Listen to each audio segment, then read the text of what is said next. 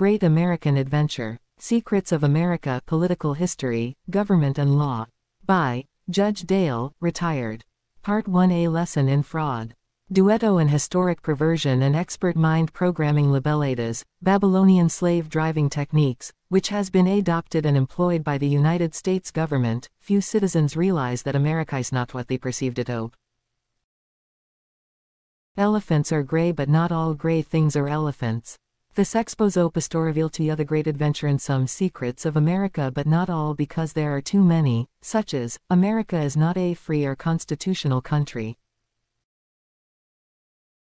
Factually, it isn't even a country. America is a privately owned French corporation, and its motive of operation, known as politics, government, courts, laws, currency and commerce, are merely the byproducts of several greedy, vivid and intellectual imaginations belonging to the royal and elite of Europe, and controlled with the aid of their foreign agents and slave drivers who act in America under the protection of the Foreign Sovereign Immunities Act.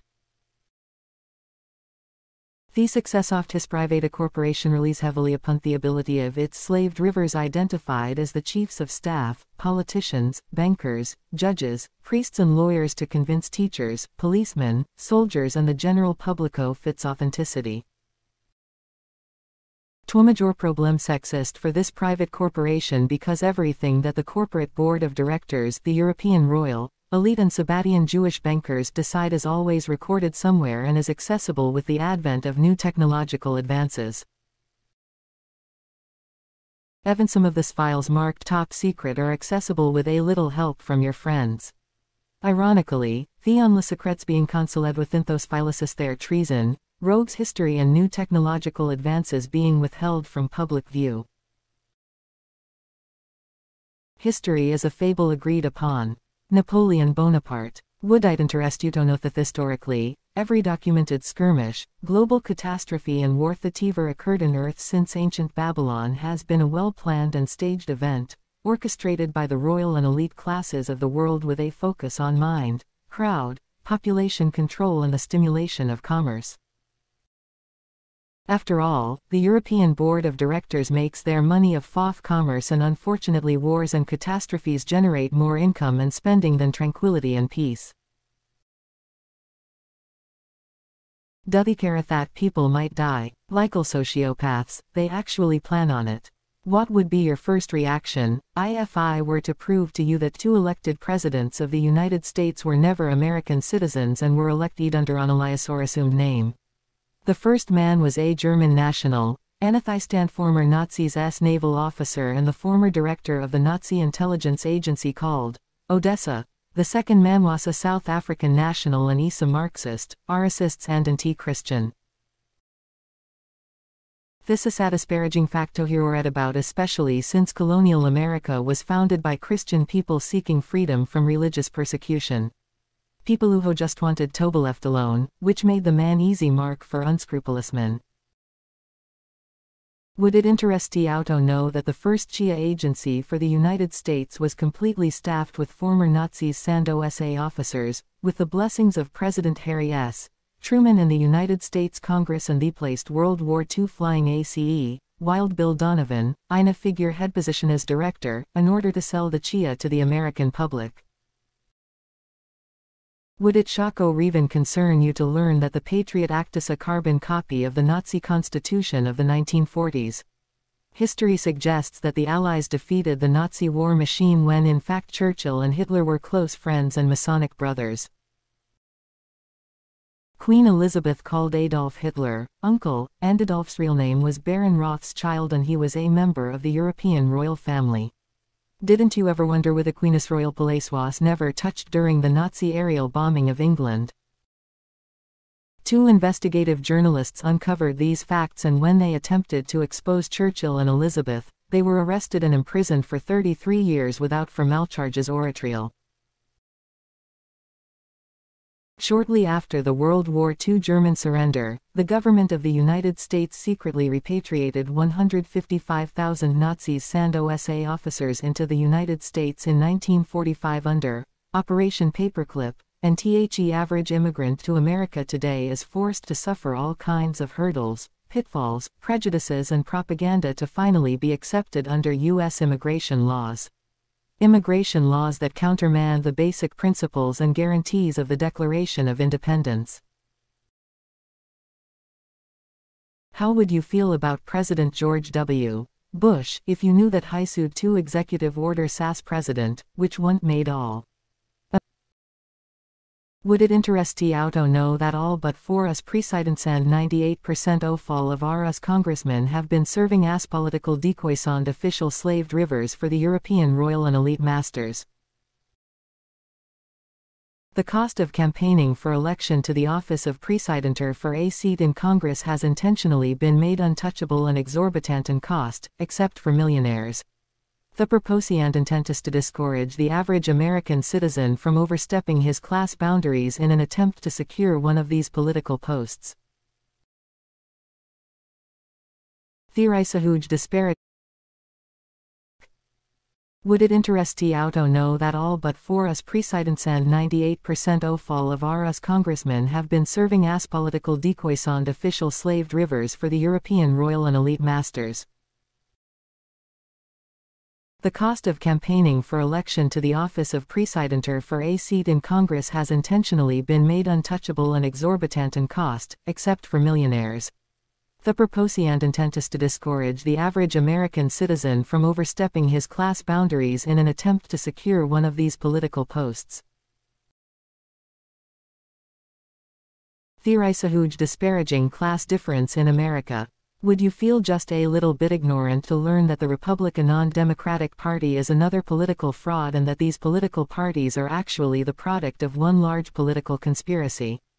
All of the candidates chosen for the highest positions in government are not chosen by party members or the public but are pre-selected by the royal and elite, and each approved candidate must swear an allegiance to and render a pledge to adhere to the demands of these corporate directors and masters. Your so-called right-to vote in America is actually about slave registration. Every applicant is asked if they are a United States citizen or other. A U.S. citizen is defined in all law dictionaries as a corporate entity. Your vote really means nothing during an election because the electronic voting machines are rigged. The manual tabulation process was eliminated via the Bush v. Gore elections is unreliable, and besides, the Electoral College actually chooses the candidates regardless of the vote count. This was the real reason behind the creation of the Electoral College. The whole Bush v. Gore event that occurred in Florida was a well-planned and staged event to eliminate the paper ballot cards and manual tabulation. The use of racist remarks and display sophism is also planned by the royal and elite to divert attention away from their true purpose. Racism is used heavily and well in America to divert the attention of the masses because most of us are very easily distracted. The real truth is that there is no difference between the masses butasa, collective group, Theslave drivers couldn't controlusan soracismus used to, divide and conquer, the slaves. The federal government's uswal motive of operation is to cause a problem, blow it out of proportion in the media and then provide for an adopter meta that only they can control. This is never the exception, but rather the rule, and each time a little more of our humanity and liberty is subtly stolen by government without the public ever taking notice of it. Most people are easily entertained and distracted, which is the same reason why people are fascinated with magicians and hypnotists. America's judiciary are as Miller corporate branches-led courts. The judges are actually business administrators called judges, and all of America's laws are civil corporate regulations called statutes. People are treated as corporations in these courts, and these so-called bastions of justice are all about commerce and fraud. Everyone needs to be on the same page, and so precedents become their safety benchmark. This next question doesn't constitute any proof, but think about this. If American judges truly are the good guys, why don't they all wear white robes instead of black? Theans wear us, because black is a pagan traditional color for Illuminati priests, which will make more sense to you as you read on through this expose.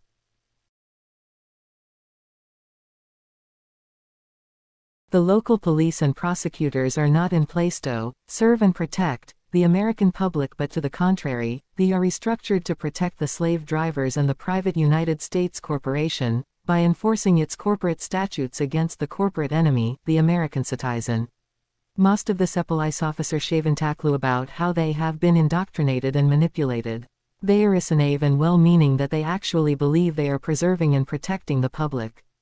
The politicians, prosecutors, judges, priests and clerks know the truth, and many of them increase their personal spoils with every conviction. Yes, the Vatican, judges, prosecutors and clerks make money off every conviction and lawsuit, and their clearinghouse for all of these private spoils is located in the Texas Federal Reserve, under an account titled, the Chris Fund. I-4 police officers would simply invest a little energy and time to research and read something other than PLAYBOYOR popular mechanic sorta hoist a few at the local police pub, they would discover that the amended version of the Trading with the Enemy Act of 1933, by President Franklin D. Roosevelt, specifically identifies the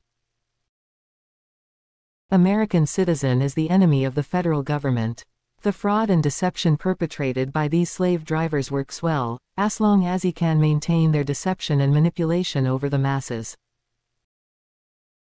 In fact and in reality, the historic civilian government promised by the Constitution of the United States of America never existed, nor did it ever have a chance of succeeding, courtesy of President George Washington and the Continental Congress. President George Washington, the reputed father of our country, cleverly overthrew the organic Constitution of the United States of America, using the Articles of Confederation, and then reinstated the privately owned colonial corporation of the Virginia colony. He then installed a military government, which is concealed in plain sight, e.g., Commander-in-Chief, Attorney General, Secretary General, Auditor General, Surgeon General, Postmaster General, etc. The Constitution was a well-written document, which was copied from the Iroquois Federation government. Many of the safeguards found in the organic Constitution were added by the Founding Fathers to bind the hands of the other delegates because one of them trusted each other, which proves the old proverb that there is no honor among thieves. I bet you never knew that the American Indians were governed by an emperor named Moito Yandanjoida Federation government. We were all falsely taught that the red race were just savages. The Iroquois Indians are the architects of the universal postal system of the world.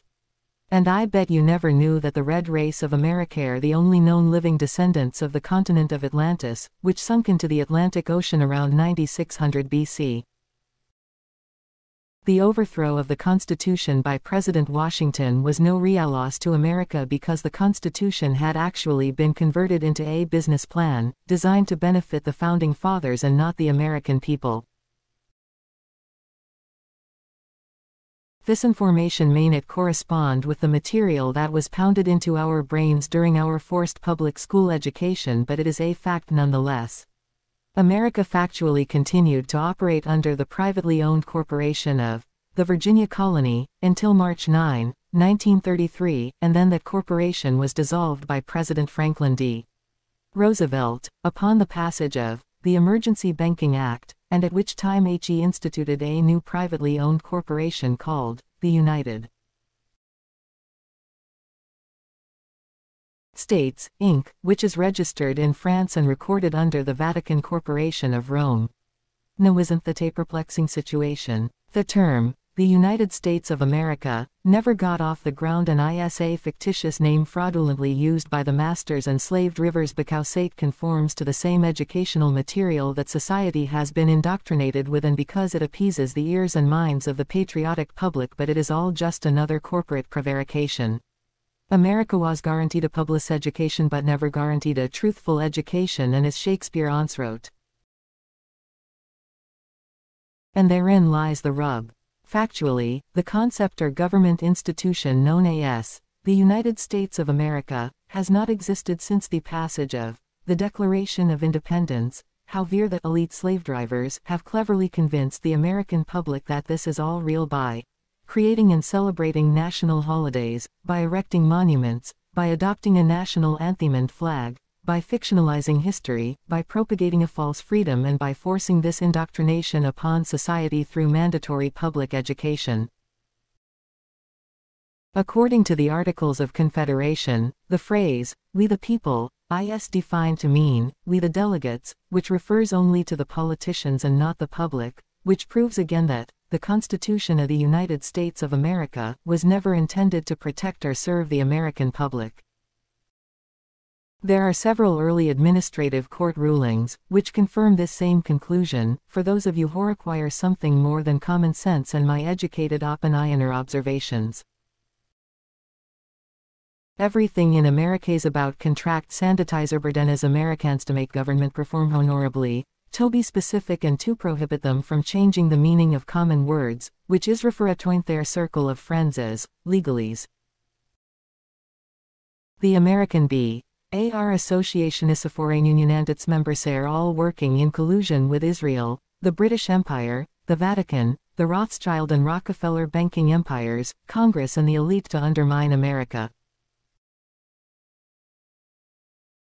All attorneys are agents of a foreign power who swear allegiance to that foreign power, i.e., the Queen of England. This is why all lawyers must file a written notice of appearance in every court case they represent. By that notice, the lawyer is admitting to the court that is a foreign agent and is requesting permission to present you in that corporate court. Your contract with the lawyer gives him your sovereign power of attorney to present your best interests and immediately uses it against you by admitting to the judge that you will accept the jurisdiction and decisions of the corporate court. So much for winning your case or on appeal.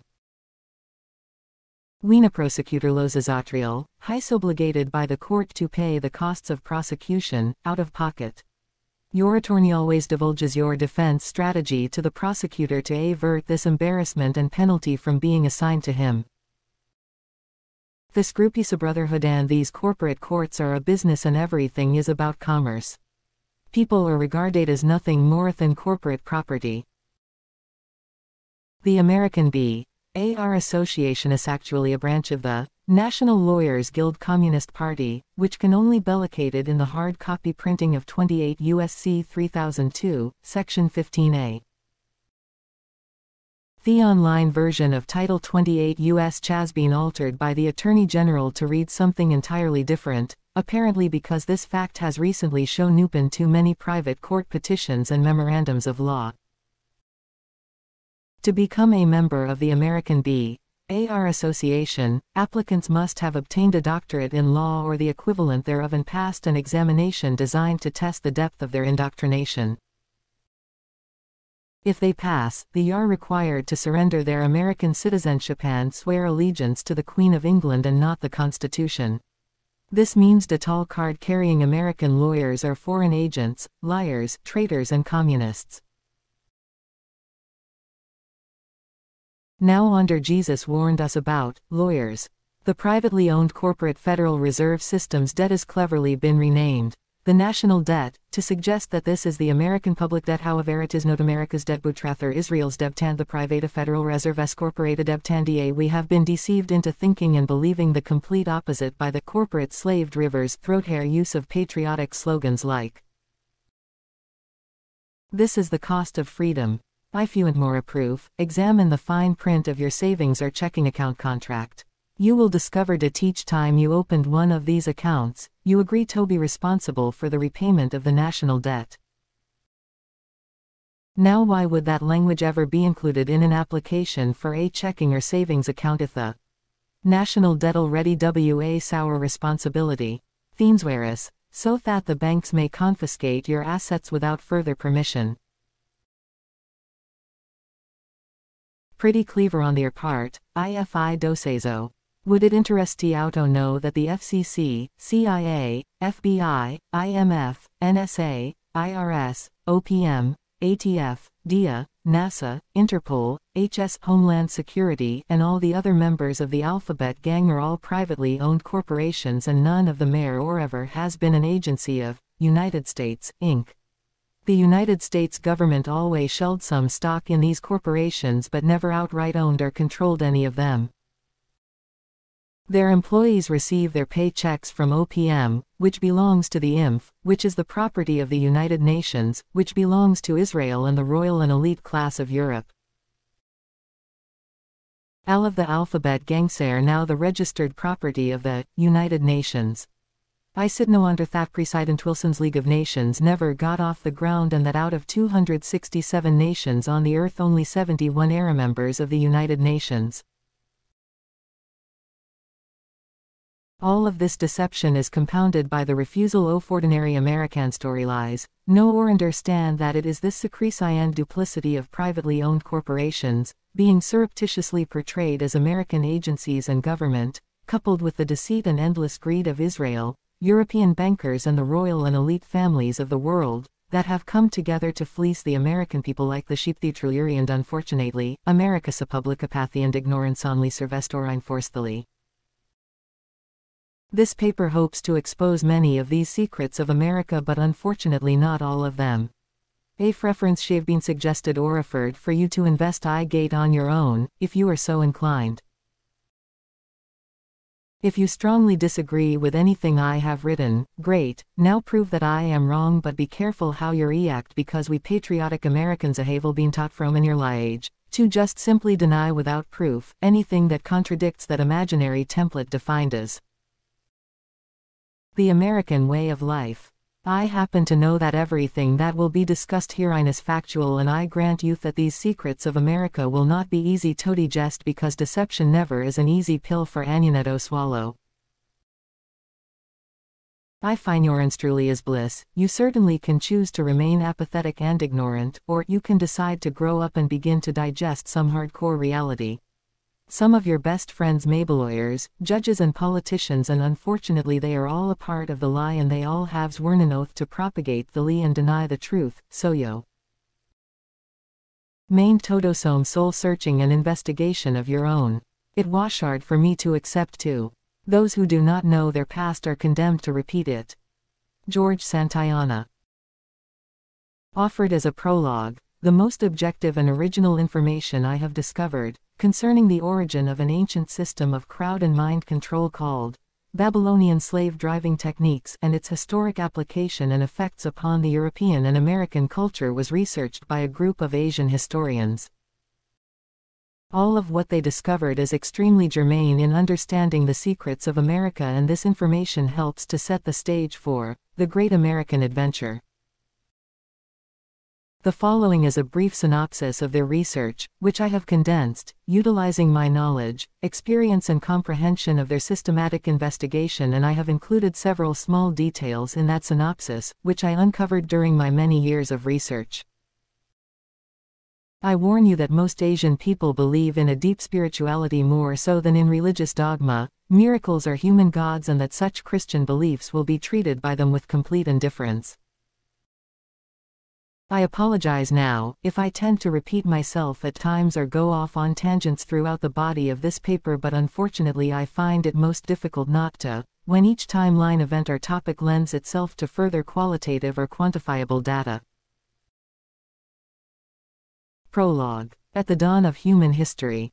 At the dawn of human history, some 6,000 years ago, in the ancient city of Babylon, a spurt of great prosperity in agriculture brought about a population boom and the formation of family tribes, which also spirited a frenzy of fights and battles within and between these groups in an effort to establish tribal supremacy. Out of this confusion arose an intelligent and tyrannical individual by the name of Hammurabi. Hammurabi devised a system of mind control, population control and laws of conduct and trade, which was later defined as the Babylonian slave driving techniques. Hammurabi's system of controls was reduced into writing, in which he combined local folk wisdom and prophecy, in an effort to lend to his system more credibility among the tribes, and he included additional propaganda about the existence of an omniscient, omnipresent, almighty God, who saw all things, rewarded all deeds and punished all misconduct. Note, there was another civilization the size of the ancient Roman Empire that existed near the city of Babylon some 2,000 years earlier, which has just recently been discovered by archaeologists, and it would be a reasonable conclusion or assumption that the folk wisdom and prophecy of Babylon was actually derived from this earlier civilization. The continent of Atlantis existed several thousand years before that, which continuesto bedenid by the royal and elite faction through their slave drivers, paid historians, paid scientists and media representatives. Hammurabi's system of control, conduct, folklore and prophecy preempted the Christian Holy Bible and the general laws of government. His trade laws would eventually become known as the Law of Merchants, which is still used and recognized today internationally as the Uniform Commercial Code. Hammurabi plagiarized the concept and existence of an almighty God, which had been prophesied for many years in folk legend, and he cleverly included himself in these writings as the man named Abraham. Note: as you read on you will see that according to these Asian historians, they have concluded that the Christian Holy Bible was actually compiled by the royal and elite classes to use das a tool to keep them in power and to help them control and drive the ignorant and unwashed masses defined as their slaves. Individuals in Mesopotamia eventually built upon Hammurabi's concept of crowd, mind control, his all-seeing and all-knowing God and the prophecy of Abraham. One of their members, a bearded man with a charismatic persona, appeared out of clean air, sat upon a throne and proclaimed to all of the tribes that his royal status and bloodline was derived from none other than Abraham. There was no way to prove the truth of his statements, and so in order to maintain this belief of his royal status and retain absolute control over the many tribes, a series of great visual aids and displays resembling miracles were engineered. Next, this god-king employed and empowered a special sect of slave drivers to further cement his will and control over the people, which initiated the birth of the Freemasons. 1/10 of the wealth of the tribe's agriculture would be demanded of and surrendered to this god-king as a tax upon his subjects, which he called tithing. Eventually, the combined tribes invaded the pagan empire of Egypt, and the Freemasons added the Egyptian slave-driving techniques to their arsenal of knowledge. The symbol adopted by the Freemasons to identify their special sect was plagiarized from the pagan religion of Egypt, which was the all-seeing eye, encased in the apex of a pyramid, and which was intended to convey to the masses that their duties and authority was superior to them and was derived from the all-seeing and all-knowing Almighty God. Note: this Egyptian pagan symbol of an all-seeing eye at the apex of a pyramid is still used today and appears on the reverse side of the Federal Reserve notes, printed by the Sabbatian Jewish bankers of Israel who own and control the Federal Reserve System in America. The use of this symbol is intended to identify these European bankers as Freemasons and Illuminati members. These slave control techniques created a parallel cultural evolution between the royal and elite ruling class and the ignorant, unwashed masses, by utilizing a combination of knowledge, food and financial restraints, which included a forced superiority over life and death. Any unusually intelligent individuals who discovered or deduced the true nature of this royal and elite movement were either inducted into it, murdered, or their position and influence was neutralized by an assortment of other devious means. The royal and elite ruling class were constantly confronted by numerous rebellions. One such notable rebellion was led by a person named Jesus Christ, and despite the fact that Jesus was eventually executed by the elite class for treason, his radical ideas appealed so deeply to the poor and downtrodden that his rebellion, called Christianity, spread like a wildfire across the land. Note: fewer or more poor people than the royal and elite class. However, the royal and elite were infinitely superior in intelligence and wealth, and they used their intelligence, wealth and cunning to control the minds and hearts of the unwashed masses they defined as slaves. The same principle is applied in America this date.